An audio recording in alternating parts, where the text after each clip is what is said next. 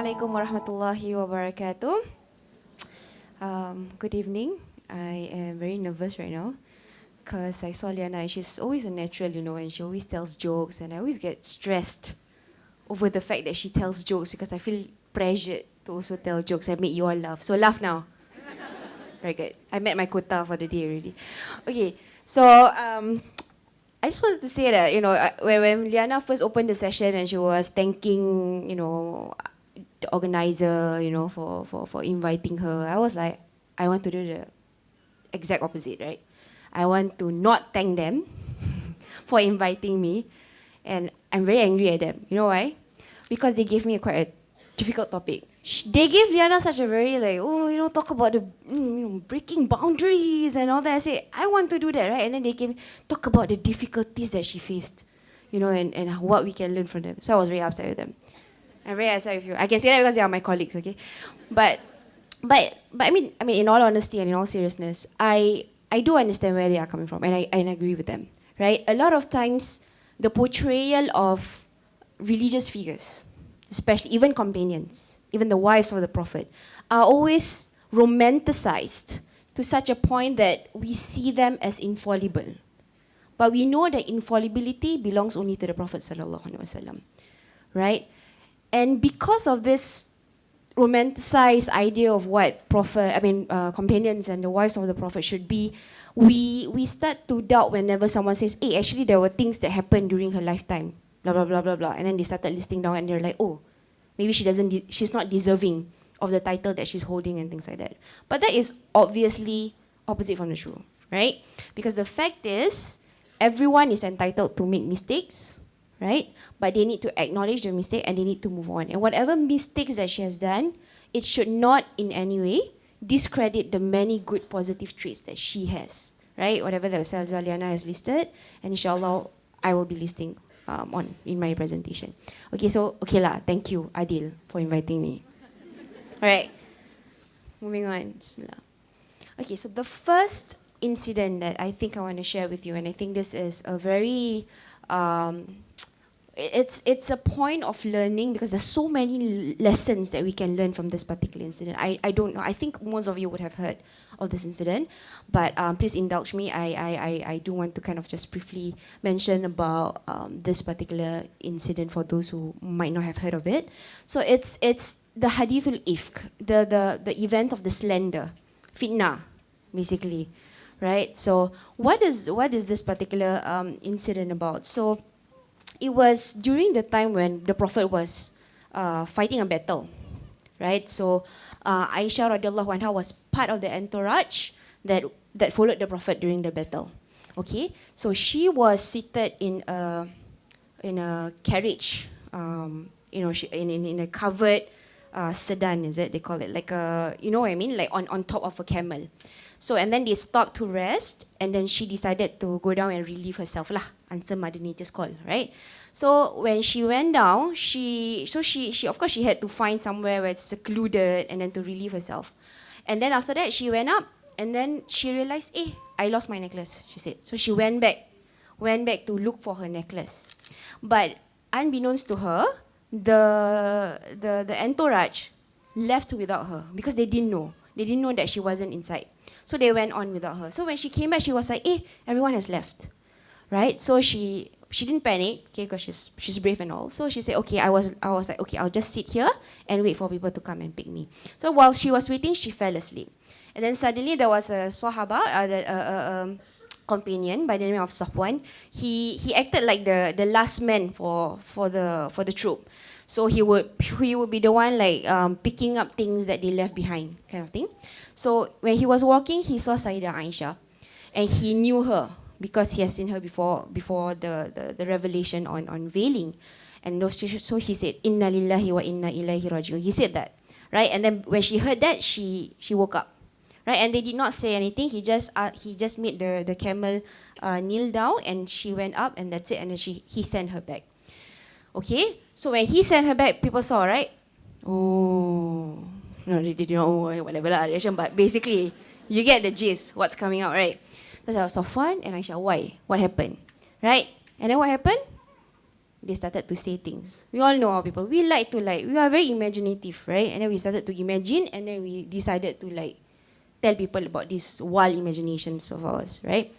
So word started to go around that they were having an affair, a scandal, so to speak, okay? And Aisyah at that point, she fell sick, so she didn't know anything about it.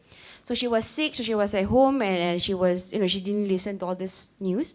But she said what she did notice was the Prophet ﷺ acting a bit different. Because usually when she was sick, the Prophet, mashallah, we know he's such a loving husband, right? He would be very attentive to her, ask her if she's okay and all that. But she said that this time around, he would just ask her, and in a cold manner. Like we know it's different, like when the manner that he would always be very loving and all that. This one is, she said he was asking as if through gestures. I don't know how but basically through gestures, right? Not the same care that he normally does. So she was wondering what was happening. So then she said, can I be sent back to my parents' house? Okay, imagine she was sick. She was really, really sick. And she was feeling sad about it. So she went back to her parents' house and they started telling her. So what happened? Then they told her about this thing. So she was very upset. And she said she cried for 2 nights and a day. Continue crying. Right? Because in a way she felt like everyone was already, the news was spreading like wildfire, And she was like, everyone believes in that news, even the Prophet. Because she knew he was affected, which explained the difference in the way that he started treating her. So she was crying for 2 days. So after that, the Prophet ﷺ came to see her. And in a way, he told her to confess if she was in the wrong. Say, did you do it? If you do it, you must confess. If you don't, then don't. Then she said, when I heard that, my tears that were flowing for 2.5 days suddenly just stopped. And she said that, I will not confess because I did not do wrong, and I will sleep knowing that God will attest to my innocence. So she slept. Okay? And true enough, right, the revelation was revealed in Surah An-Nur. It was revealed of her innocence, right? Basically, it was a confirmation of her innocence from God Himself, right? Which was why she said, I think Ustazah Nurhannah mentioned earlier, she wasn't expecting it in that sense. She wasn't expecting that God would attest for her innocence to the point of actually revealing her innocence in the Quran through the Quran. So, what is really, and then it was interesting when then the parents said, go and thank the Prophet. Now that you have been proven of your innocence, go and thank the Prophet. And what did she say? No, I won't thank the Prophet. I will thank Allah. For it was him who proved my innocence. Right? I mean, kau hajar tak nak cakap thank you kat Prophet. No, but what she's saying is, even the Prophet, wouldn't know hal ghaib. And, sufficient is Allah. Wa kafa billahi wakila, right? Sufficient is Allah. Allah knows, and Allah knows whatever that I do, and Allah is my wali. Allah is my protector. Right? So the first thing that I think we can learn from the lesson is, number one, how confident she is of her innocence, because she knew she was innocent, right? And she didn't waver for a moment. Maybe I was wrong. What happened? You know what I mean? She was very firm. She did not want to admit that she said, I would not confess to a sin that I did not do. Okay, what allowed her such confidence? What allowed her such courage? Number one, because she had a clear conscience. Right? She knew she did not do anything. Right? And I think this is the important lesson that we know. If we want to lead life confidently, right, without any doubts, without any regrets, we must make sure that in whatever that we do, we are mindful of God. We knew that whatever we do, we observe His commands. We do not do things that would later cause we ourselves to be like, hey, was it wrong or was it not wrong? Okay, she had that confidence because she was mindful of Allah. And she knew that she did not do anything wrong. Okay? Number two, stand up for the truth. If you are innocent, say you are innocent. Right? You don't pretend that you're Nabi Yusuf. You know what I mean? Like, the prison is better for me or whatever. Because the Nabi Yusuf said that. Correct? Because you know of the story of Nabi Yusuf, he was slandered and he chose imprisonment, right, over fighting for himself. That was in a context where it was a corrupt system. And the one who slandered him was Amir, the the prime minister, the leader at that point of time. So he knew there was no way. It was a corrupt system, corrupt leader, no point fighting justice, for fighting for justice. So lebih baik masuk prison, better in prison for me than to go out. But for Aisyah, she knew that wasn't her context. So what I'm saying is, if ever we were caught in a situation where we are driven to a corner, where we are told to say things that did not happen, to confess to things that did not happen, stand up for your rights. Okay, stand up for the truth. Do not confess about things that you did not do. Don't allow others to put things into your head and then start, maybe I did. Maybe. Don't. Okay, stand up for your truth. Okay? Number 3, she had complete faith in God. Right?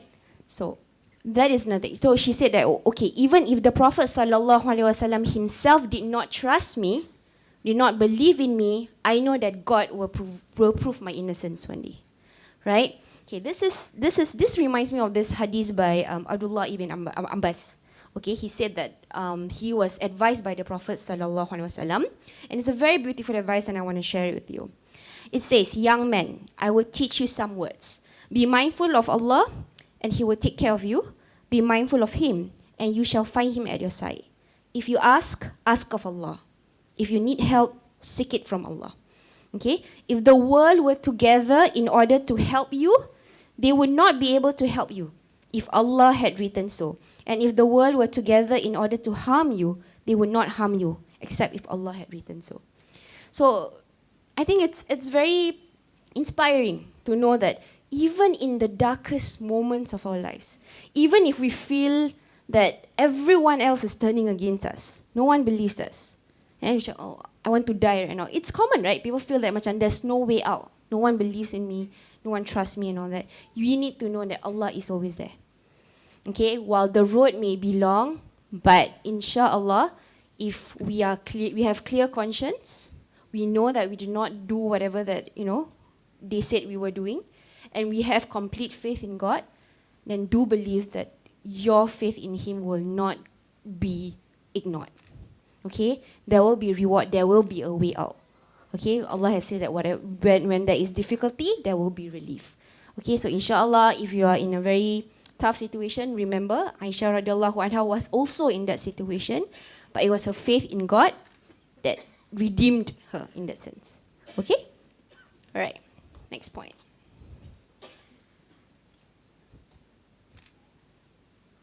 Okay.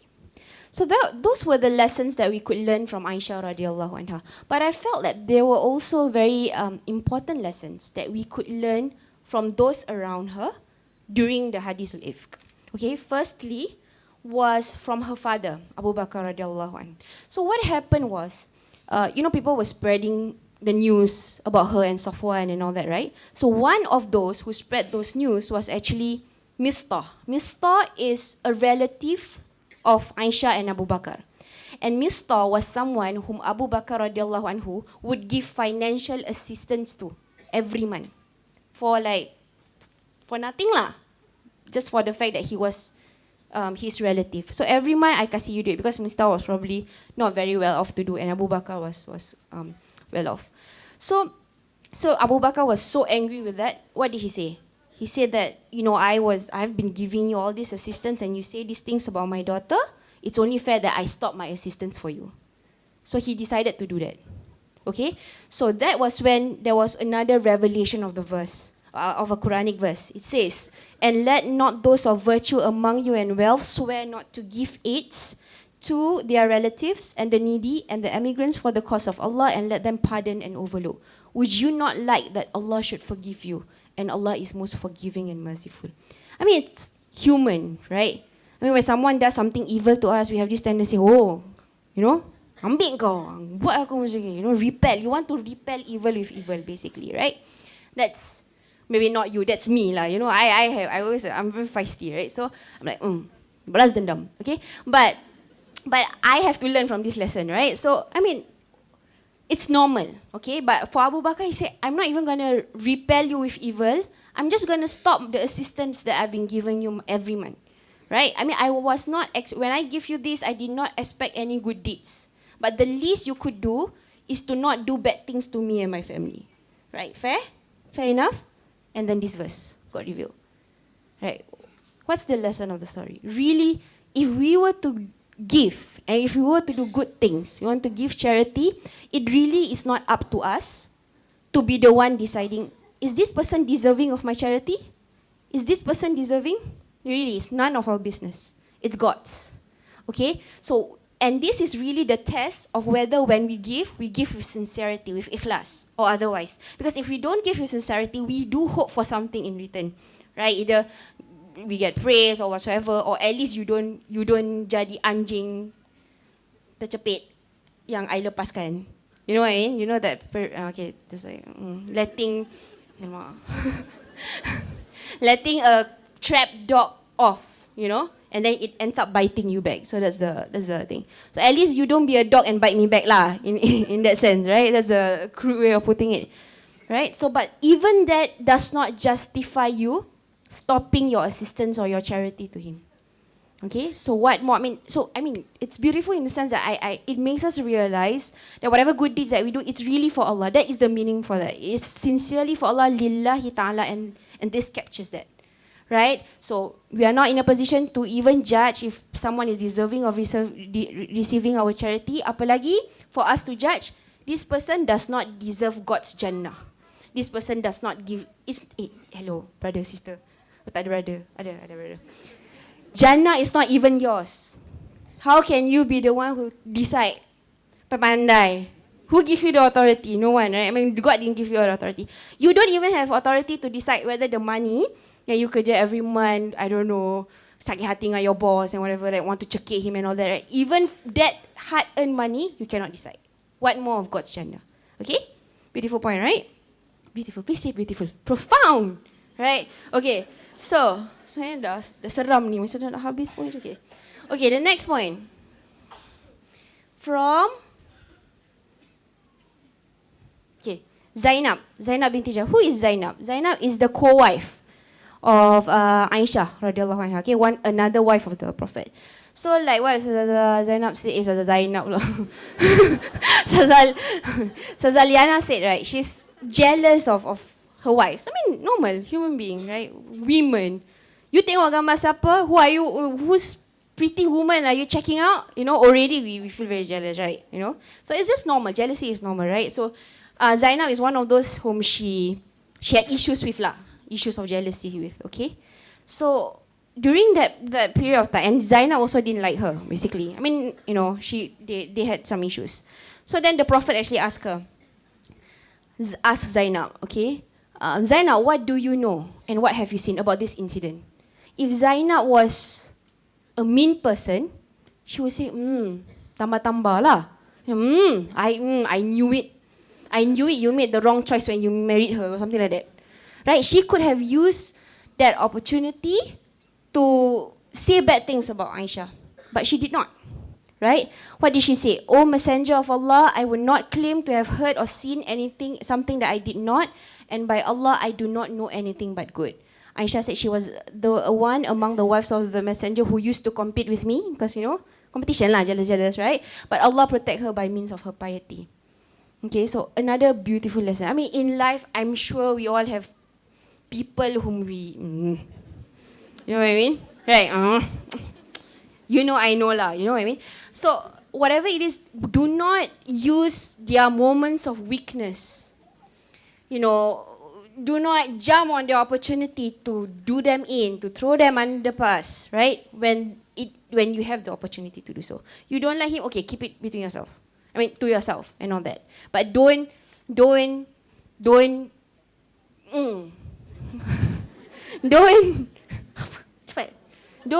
harm them in any way. Okay, don't use the opportunity presented before you by shaitan to do something bad to that person.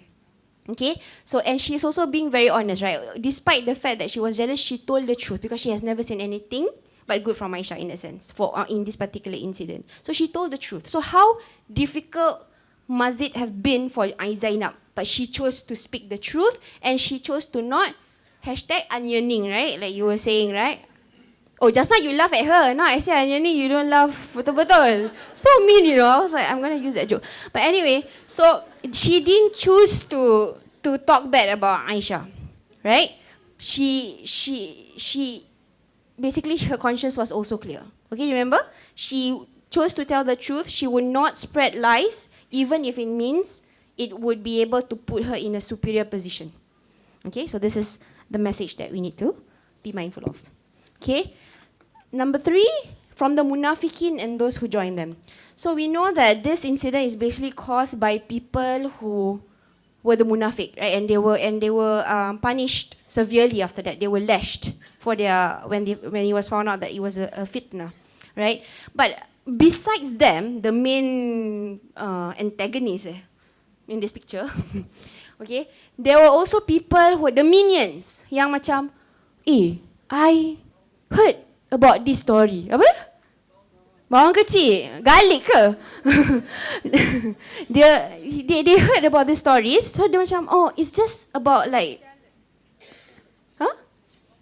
bawang merah. Okay lah, boleh lah. You all bawang bombay tak ada. So, they were all like spreading these things. Padahal they also did not have the intent. They were not the fabricators of the story. You know what I mean? They did not create the fitnah, but they merely passed it on. You know what I mean? So, listen of the story, you know how it's very convenient for us to like take our phone, right? And they're like, right, so that is exactly your golongan if you do that. Bawang meras, garlics, bawang kecil, that's us basically if we do that. Right? Even if we don't have the intention or if we are not the ones who fabricate the story, we are in that level. Many of them who were like that. And we know, you see the impact. That's why Allah says that fitnah is worse than killing. Because of the consequences of you spreading such lies, it can have on people. Kita tak tahu. We have no idea, right? And ingatkan apa spreading? I mean, it's already spreading and things like that. But you are contributing to that. You know, if she was someone who did not have iman or whatever, she could have killed herself. She cried for 2.5 days straight. Imagine the kind of pressure that she had at that point of time. Okay, so please don't be the cause of someone's death, or be the cause of someone's depression or whatever. Okay? Alright. So, on the point of Zaynab, sorry, I just wanted to share this. An-Nawawi said that her words, I would not claim to have heard or seen something that I did not mean that I protect my hearing and my sight from saying I heard when I did not hear, or I saw when I did not see. It's common, right? Did you see her? I don't, but maybe I saw her at another place. You know what I mean? Like macam, like I just want to be part of this gossip lah. So, even though I did not see the actual incident, I will give you supporting evidences, that kind of thing. I cannot be the main actress, Kelly Fair pun okay, you know what I mean? So that's the idea. So what I say, if you do not see, just do not see. Okay? If you have to give testimony, then you have to tell the truth. Even if it means it will be problematic for that person. But kalau tak, please don't be bawangs. Okay? Alright. Okay, jealousy. I think it's very common, right? In fact, I'm going to list down all the times when she was jealous, or like most of the times when she was jealous. Okay, number 1, jealousy towards Khadijah. I think just now you saw Ustazah Nurhannah showing. She called Khadijah old Quraysh woman. Oh, right. Why are you so why are you so in love, still so in love with the old Quraysh woman? Didn't God replace you with someone better? I.e. her lah. You know what I mean? Naughty. She was naughty. And we have to accept that she was naughty. But the Prophet retaliated, of course. He said no. He did not replace her with anyone better. She was there. She stood for me when I was in need. So he listed down the qualities of Khadijah. Okay? So that was her jealousy with Khadijah. Number 2, she was jealous towards Zaynab. Right? So the Zaynab was the one that Ustazah Nurhannah was saying pasal honey. Right? So the Prophet likes to eat honey from the house of Zaynab. So she said, I didn't like it. I was jealous because of the fact that the Prophet liked something so much from the house of another wife. So I plotted with Hafsa. Okay, so another co-wife kata, okay, let's pretend, right, whenever he comes, that we say, oh, smelly, your mouth is smelly. Because we know you already eat from, So they wanted the Prophet to attribute the cause of the smell from that honey. So they did that, and the Prophet actually believed them, and he then made an oath. He swore to not eat it again because he wanted to avoid that, which was why there was a revelation by God asking, "O Prophet, why do you forbid yourself that which Allah has made lawful?" Okay, and then it called for Aisyah and Hafsah to repent from their dosa. Okay, for doing that. Okay, but it was also interesting how Aisyah was also the one, despite her jealousy, when she was also the one who spoke good about Zaynab.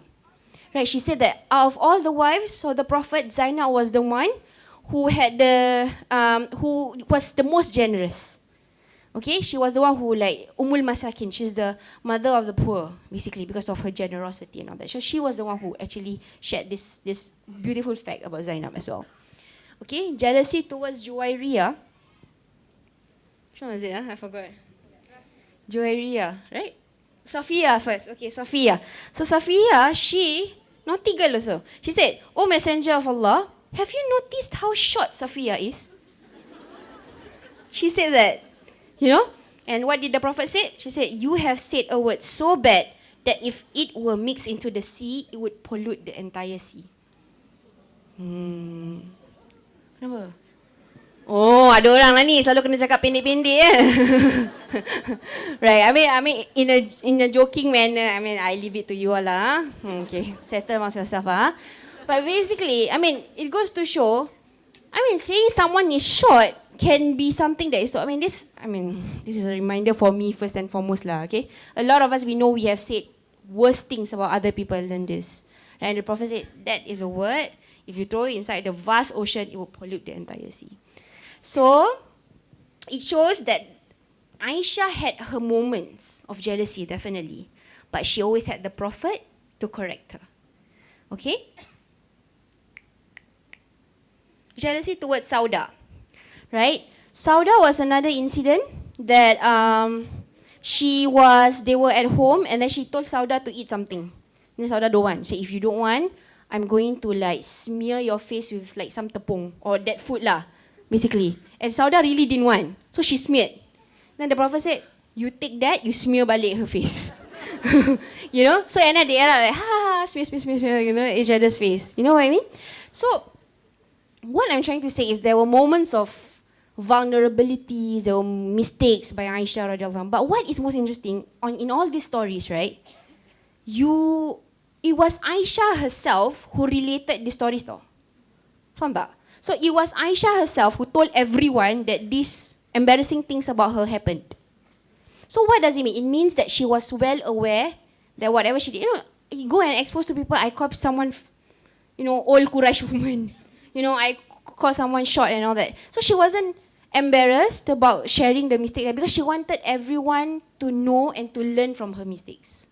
Okay, and it's a clear indication that she was regretful over what happened.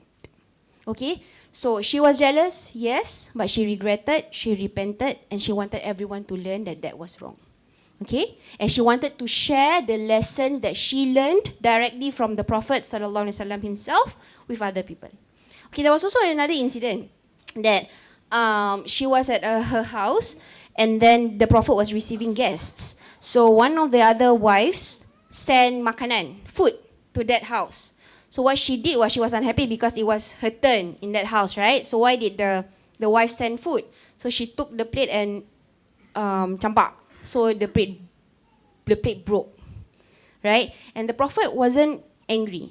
He just said that your mother is angry, and told Aisyah to replace that. So from the other side of it, the Prophet himself also demonstrated kind understanding and compassion. He knew that Aisyah was not in an easy situation, and he was not like macam Astaghfirullahalazim, you derhaka woman. You know what I mean? You don't my feet, no. Like Jannah on my feet. He didn't use such authority and abuse such authority that he had over his wives by blackmailing them, emotionally blackmailing them. He understood that. He gave them room to realize their mistake and told them, okay, you need to repent and then you need to just address this issue later on. But he didn't make a big fuss out of it. Okay, because he was that person. He was a compassionate husband who understood the complexity, the emotional ups and downs that the wives had to deal with, and he was understanding about it. Okay? So if someone, like your husband or someone, tells you that, Nabi tak cakap gitu. You nak cakap gitu. You lebih, okay, tak cakap. Okay? Okay tak? Okay. Alright, her feistiness. Okay. Kau apa? Okay. Aisyah radhiyallahu anha, she's very feisty, right? If you can see, she's very macam spunky lah, kan? Macam very macam gitu. Okay, you understand when I explain further lah. So, there was this incident with the Jew, this bad Jew, right? He said, Assam alaikum to the Prophet. What is assam? Assam means poison.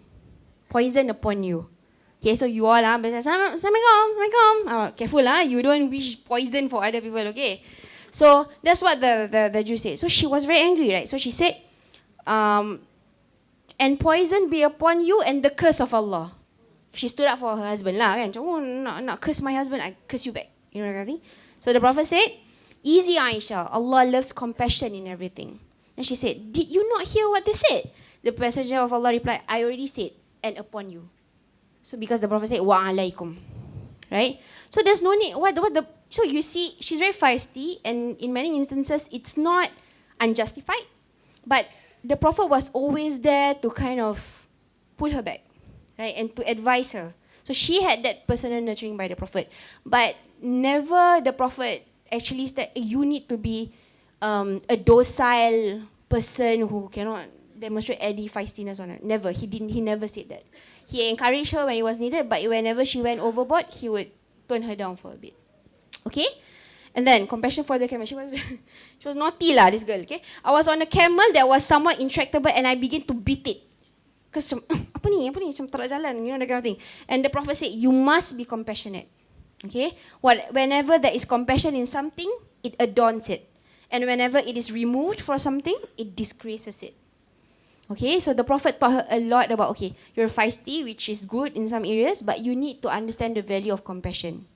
Okay, you can be feisty, but be a compassionate, feisty person. Okay, for all you feisty ladies out there, I hear you, I feel you, do it with compassion. Okay? Alright. The other one, she dared to challenge norms that do not make sense to her. Like what Ustazah Liana said, she was the one who, when a girl complained to her that her father forced her into a marriage, she said, no, cannot, I will bring you to the Prophet. And she did. And because of her, the Prophet said, no one can force someone into a marriage, which was actually a common practice at that point of time. But she knew that it was not right, and she wanted the Prophet ﷺ himself to address it so it becomes authoritative and people would know. Okay? And then, Istidrak Aisyah ala Sahaba. Okay, basically, this is like a compilation of, there's this book that compile hadiths of her, on, no, not hadiths, her responses on hadiths quoted by other companions. So she was actually someone who was very critical of the knowledge that she received, even if it were to come from the Sahaba, and especially if they attributed it to the Prophet ﷺ. For example, Abu Hurairah, he narrated a hadith that says that 3 things would nullify the prayers of a person: a black dog, a donkey, and women. Okay, if they were to pass in front of someone praying, right? So, how was she critical about it? She asked, why black dog? Why not brown dog? Really lah. That was the question.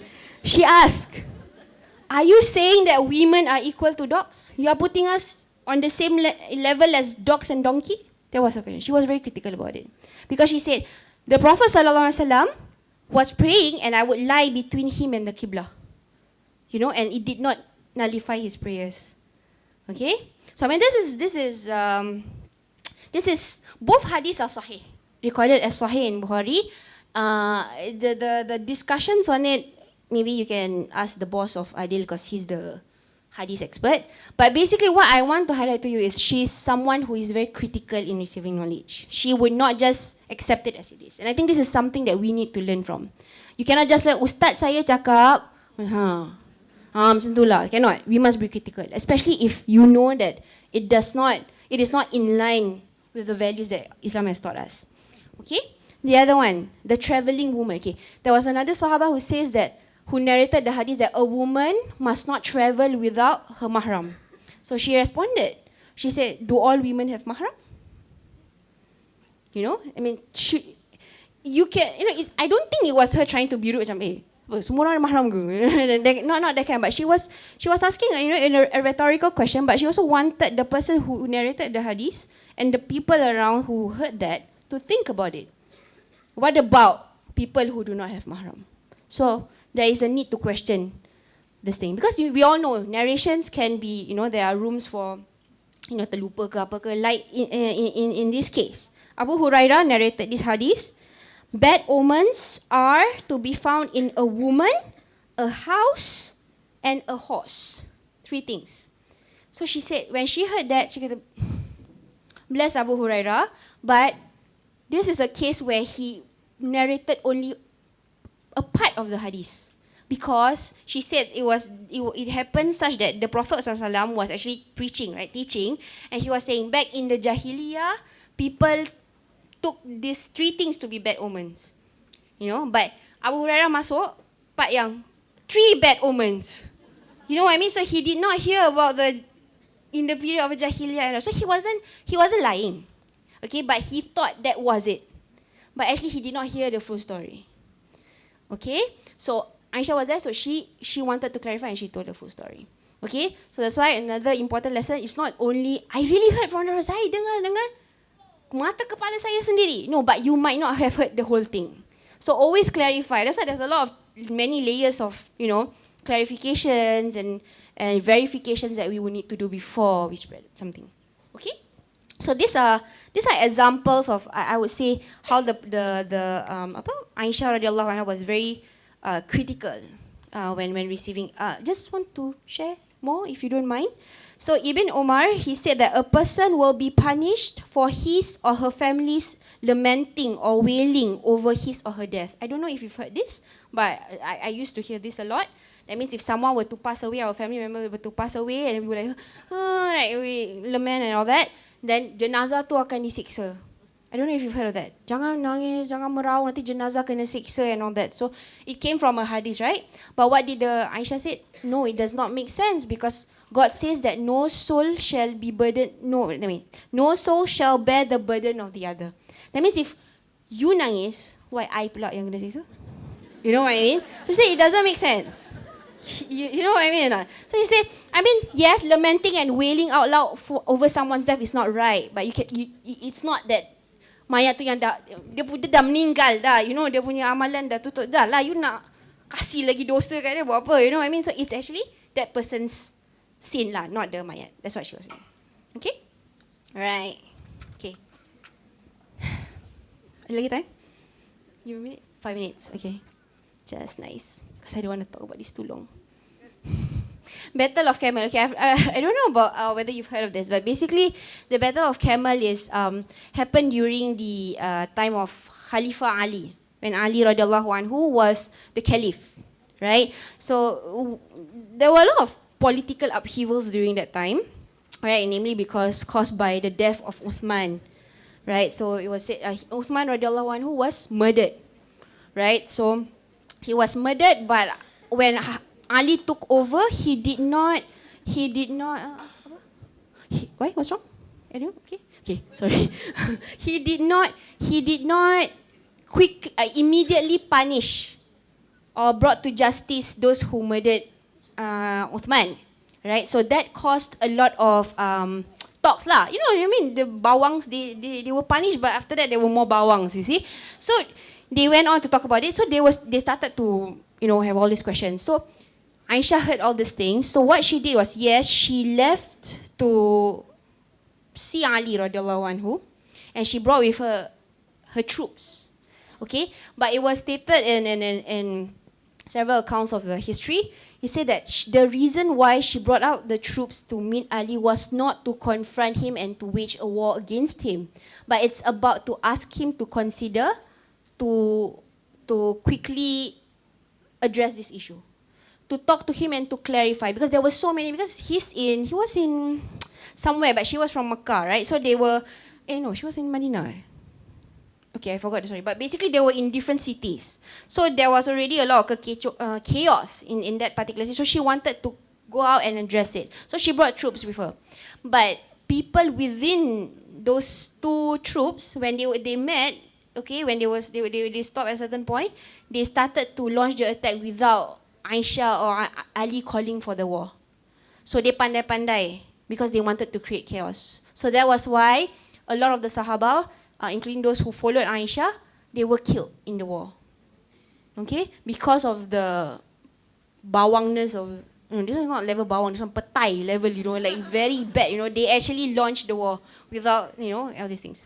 So, what I'm saying is, this particular incident, sometimes it was portrayed by certain, historical accounts that it was Aisyah who led a rebellion because she wanted power for her nephew. She wanted her nephew to be the Khalifa and all that. But that wasn't true. Okay, she wanted to clarify and she got her clarification. Ali actually explained to her that the reason why he did not quickly address the issue was because it was very chaotic and he knew that those who murdered Uthman had a large following, a tribe of people who said that if you want to kill, if you want to punish or to execute those who killed Uthman, you would have to kill the entire tribe. So I mean, what would that have caused? Like a lot of chaos, right? When you are wiping out an entire tribe. So he wanted to take time. I mean, he wanted to wait until situations were better, and then he would make that call. So basically, there was some misunderstanding, and she wanted to address it because she saw her position as an influential person, right? And she wanted to talk to Ali, right? But of course, there were people who decided to, again, right, jump in, and all the bawang miras, they started jumping in and say, oh, it's because Ali told the Prophet to divorce Aisyah during the hadith. If that's why she wasn't happy, she wanted to exact revenge on Ali and all that. So these are stories that are unfortunate, when they are told in a manner to discredit or to bring down people, and to even cakap Aisyah kafir, for example. Okay, I mean, there are always multiple versions of historical accounts. We all know that, right? Even Raffles, Raffles, right? Raffles also had like different, stories about him.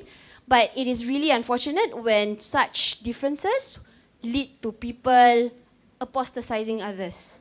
Discredit people, discredit an entire whatever, So that is something that we should be very, very mindful of. Okay? Dah. Last. Aisyah, was she perfect? I already answered it in the first part of that. And I think the point of this talk is really to not hide some of these things that did happen in history.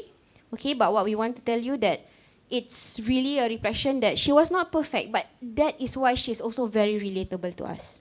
She was the wife of the Prophet, but she was not perfect. And in that sense, we can all aspire to be like her. Right? We aspire to learn from the good things, from the lessons in her life, and inshallah we can do so. Okay? And with that, I abruptly end my speech because my time is up. Assalamualaikum warahmatullahi wabarakatuh.